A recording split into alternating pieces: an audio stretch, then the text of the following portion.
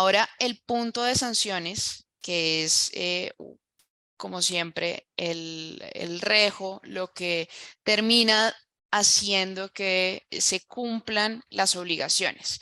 Y esta obligación en particular no tiene una sola sanción. Como les comenté al comienzo, esta obligación en particular puede llegar a tener incluso hasta 5 sanciones diferentes. Entonces, hay que prestarle mucha atención y de nuevo, el tema de la debida diligencia es fundamental. Entonces, la primera sanción es todo lo que tiene que ver con las actualizaciones. Se indica que el primer día de enero, abril, julio y octubre, si llegasen a ocurrir cambios, se tiene dentro de los 30 días siguientes, a partir de ese momento, primer día de enero, abril, julio y octubre, que realizar la actualización. Pasado este tiempo, voy a tener una sanción de una VT por día de retraso. Inicialmente 42.412 pesos no suena mal. El problema es cuando esto lo multiplicamos por 1.000, por 10.000 y así sucesivamente. La segunda sanción a la cual se puede estar sometido, y esto es algo discutible, porque en principio uno diría, pues la sanción es por no inscribirse en el RUT. La sanción no es por no realizar actualizaciones en el RUT. Y la sanción por no inscribirse en el RUT puede dar clausura de establecimiento de comercio, o en el caso que no se tenga establecimiento de comercio, la sustituta de esto sería una UVT por día para quien no tenga establecimiento de comercio. De nuevo, esta, pues la aplicabilidad puede que no sea tan exacta como por ejemplo la primera que vimos, pero la DIAN en ya 3 conceptos lo ha mencionado, y es porque ellos indican, y así está en el estatuto tributario, en el 631-6 y 631, que el RUP, Registro Único de Beneficiarios, hace parte integral del RUT y por lo tanto indican todo lo que se le pueda aplicar a sanciones en el RUT serían aplicables igualmente al RUP. Y otra sanción que correspondería a informar por datos falsos, incompletos o equivocados. Esto ya no va a ser por día, sino literal voy a tener una sanción de 100 VTs que corresponde a 4.221.000.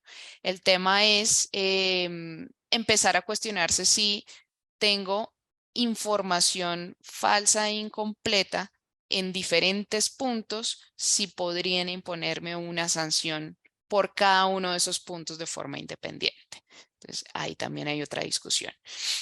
La cuarta sanción que podría ser aplicable es la sanción en la cual hay errores en la debida diligencia. Y esto es información o más bien me aplica la sanción de información exógena, que es cuando no se suministra en forma errónea o se suministra en forma extemporánea.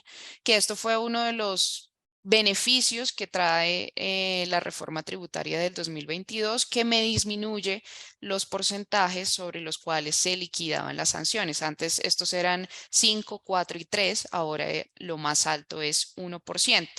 Pero en este caso en particular, que yo no tengo un valor específico, sino es una información que no tiene cuantía, lo que debo hacer es aplicar una sanción de 0.5 VTs, es decir, media VT, por cada dato no suministrado o incorrecto, y tiene un monto máximo de 318 millones de pesos, que son 7.500 VTs aproximadamente. Esto sería con el valor actual.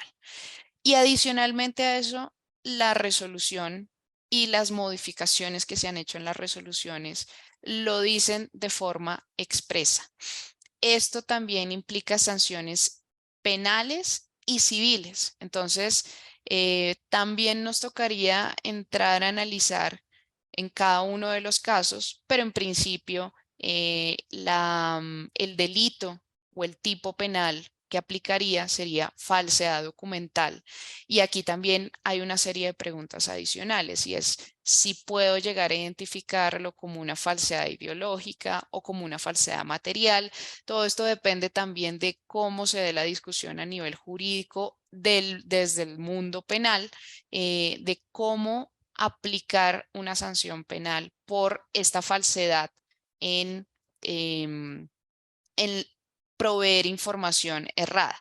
Hay un punto acá importante y es que si solamente nos aplicaría el tipo de falsedad documental, es importante tener en cuenta que acá sí se necesita el dolo, es decir, sí se necesita la intención de quien está entregando la información de cometer esa falsedad, de cometer ese acto.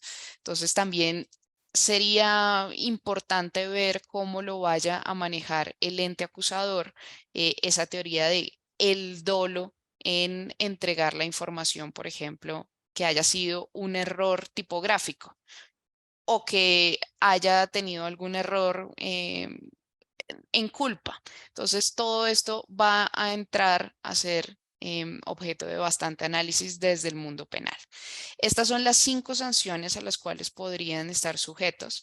Fíjense que cada una de ellas es de forma independiente y por lo tanto hay que cuidarse en cada uno de los diferentes hechos sancionables que se puedan cometer.